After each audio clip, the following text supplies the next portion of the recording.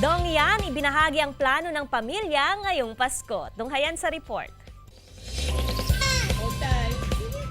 Magiging simple pero makabuluhan daw ang pagdiriwang ng Pasko sa tahanan ni na Primetime King Dingdong Dantes at Primetime Queen Marian Rivera ngayong taon. Dahil sa busy schedule, nais daw nilang ilaan ang holiday season para makasama ang kanilang mga anak sa simpleng selebrasyon sa kanilang bahay. Kasabay din kasi ng Yuletide season ang promotion ng kanilang Metro Manila Film Festival entry na Rewind. Kaya nais daw nilang sulitin ang bawat oras kasama ang mga anak lalo na ngayong Pasko.